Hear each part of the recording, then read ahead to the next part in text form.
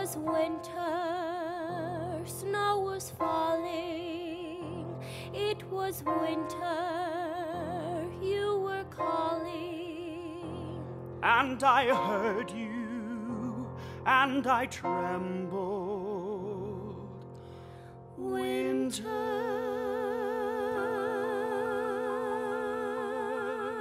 Kander and Ebb, Terrence McNally.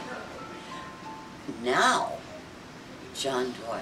It's really amazing every single day to go into that room.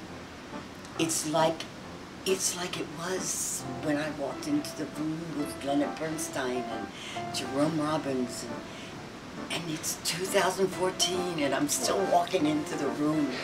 I think we have the same passion for it that we did from the very beginning. It's not something I can explain to intellectually, but I think we both believe in it and public.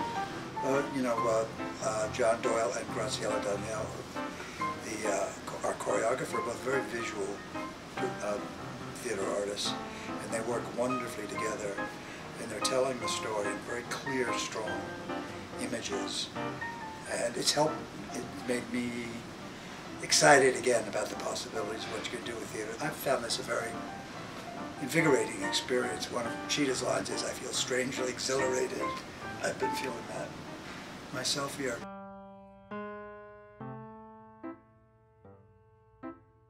I mean, the thing that the writers have brought to the piece that is not so strongly there in the original source material is a love story, right? The relationship between these two central characters. Because it's sung, inevitably that brings more passion, love with it than maybe in the original play. I think it's one of the best scores John and Fred ever wrote, and very, very different from a lot of people think of. They know their style. I think they went to some very new, strange, and wonderful places with this score, and I'm so eager to share it with more people.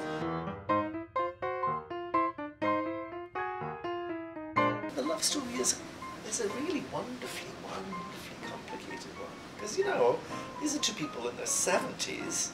People in their 70s can still be and fall in love, you know. But they are people who are at a point in their mortality. They're not Romeo and Juliet at the other end of the story. They're Romeo and Juliet at the end of their journey. But not in a nostalgic way. It's actually about a true thing. Somebody makes the mistake in his life of lying about something, not being honourable about it, you know, and everyone in the audience has done that. So there's something we can all recognise, we resonate with a story like this. Very simple, one lie leads to tragedy. And in a way, this is a story about redemption, about love that will never die, in a most bizarre way. The piece it's challenging. But that's the glory of it. Theatre to me is supposed to be a mirror up to nature. It is a reflection on who we are as human beings. It's about our humanity. And I think more than anything else, theatre is the thing that reminds us that we're all the same.